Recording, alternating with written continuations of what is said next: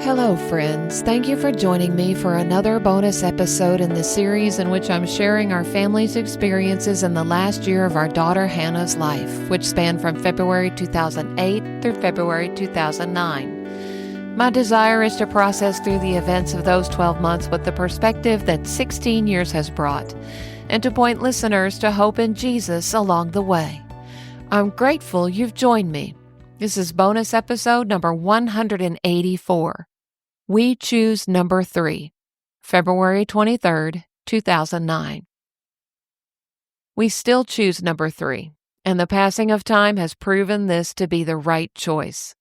My email from 16 years ago today explains. Today's email will be less of a Hannah update than a summary of what's been on our hearts lately.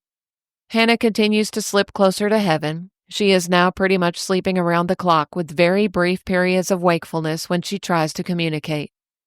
She did not eat at all today, but was able to drink a little bit of water this evening. We have difficulty understanding what she is saying to us, but she seems to understand everything that is said to her. She's also beginning to experience some pain, but we've been able to keep it well under control with morphine. We continue to pray for her earthly healing, while knowing that Jesus is ready to receive her in heaven. We were initially hesitant to share the story about Hannah praying for a storm in her life because we didn't want anyone to misunderstand the situation.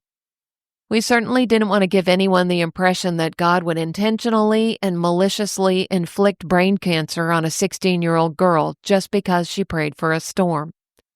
We believe that God has a specific plan for everyone and that He knows what every day of our life holds before we are born. In His sovereignty, He knew that Hannah would one day battle brain cancer, and we believe that He was preparing her for this 2 years ago when she was at that Disciple Now event.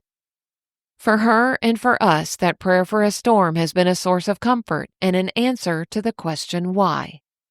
Every email we receive, phone call we answer, and person we talk to who tells us that their life has been changed because of Hannah is the answer to that question.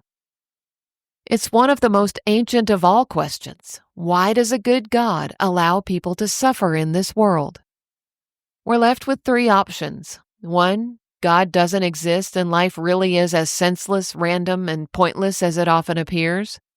2, God does exist, but is either powerless to stop the suffering, unaware of the suffering, unconcerned about the suffering, or He's actually out to get us. Neither of these kinds of gods would be worthy of our worship. Or there's option number 3. God really is in control, He really does love us, and He really does work good out of bad.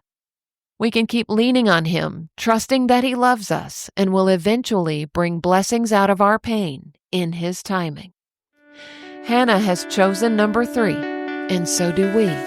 God is good all the time. Jill and Brad.